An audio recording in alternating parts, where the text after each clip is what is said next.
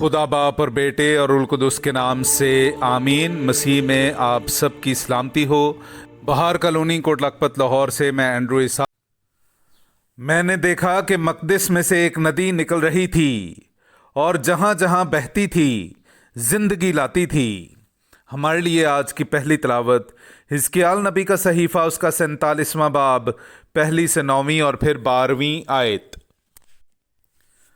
और वो मुझे घर के मदखिल पर वापस लाया तो क्या देखता हूं कि घर की दहलीज के नीचे से मशरिक की तरफ पानी निकल रहा है, क्योंकि घर का सामना मशरिक की तरफ था और पानी घर की दहनी तरफ के नीचे से मज़बा की जनूबी जानिब से बहता था।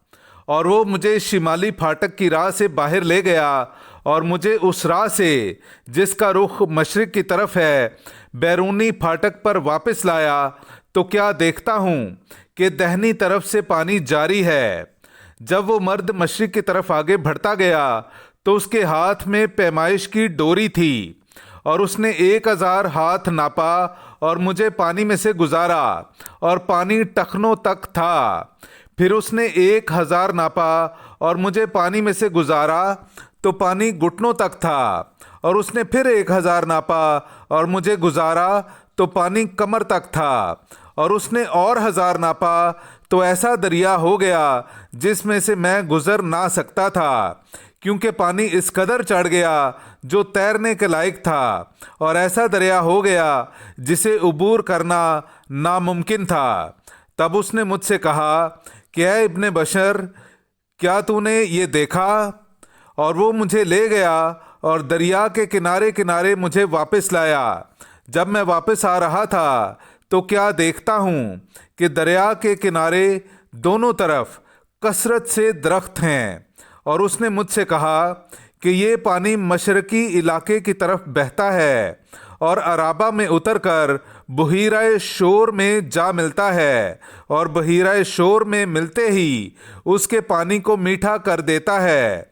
हाँ, यूं ही होगा कि जहाँ कहीं ये दरिया पहुँचेगा हर एक चलने फिरने वाला जानदार जिंदा रहेगा। और उस पानी के वहाँ पहुँचने की वजह से मछलियों की बड़ी कसरत हो जाएगी, क्योंकि पानी मीठा होगा। और दरिया के किनारे दोनों तरफ हर किस्म के मेवादार दरख्त उगेंगे, जिनके पत्ते ना कुमलाएंगे और फल मौकूफ ना होंगे। वो हर महीने नए फल लाएंगे, क्योंकि उनके लिए पानी मकदिस में से जारी है। इसलिए उनके फल खाने के लायक और पत्ते शिफा देने के काबिल होंगे। पाक कलाम का पढ़ा और सुना जाना हम सब के लिए बाइस बरकत हो। खुदा का शुक्र हो। लश्करों का खुदावंद हमारे साथ है, याकूब का खुदा हमारी पनाह है। मेरे जीजो आई हम खुदावंद अपने खुदा की हमदो तारीफ़ करें। मैं आपके सामने पढ़ूंगा ज़बूर नंबर 46, उसकी 2 से 3, 5 से 6 और फिर 8 से 9 आयत तक। खुदा हमारी पनाह और कुव्वत है, मुसीबत में मुस्तैद मददगार। इसलिए हमें कुछ खौफ नहीं, अगरचे ज़मीन उलट जाए और पहाड़ समुंदर की तह में डाल दिए जाएं।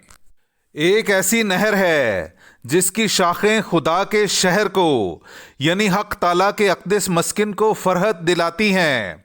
खुदा उसके बीच में है, उसे जुम्बिश ना होगी। खुदा सुबह सवेरे उसकी कुम्मक करेगा। लश्करों का खुदावंद हमारे हमराह है, याकूब का खुदा हमारी पनाह है।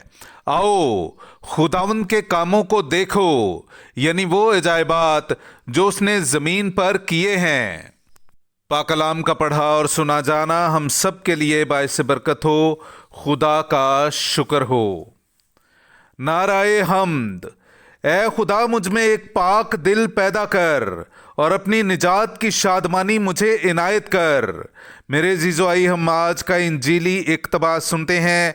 इंजील मुक़द्दस बामुताबिक मुक़द्दस यूहन्ना उसका 5वां बाब 1 आयत से लेकर 16वीं आयत तक। बाद अज़ां यहूदियों की ईद थी और यीशु यरूशलेम को गया।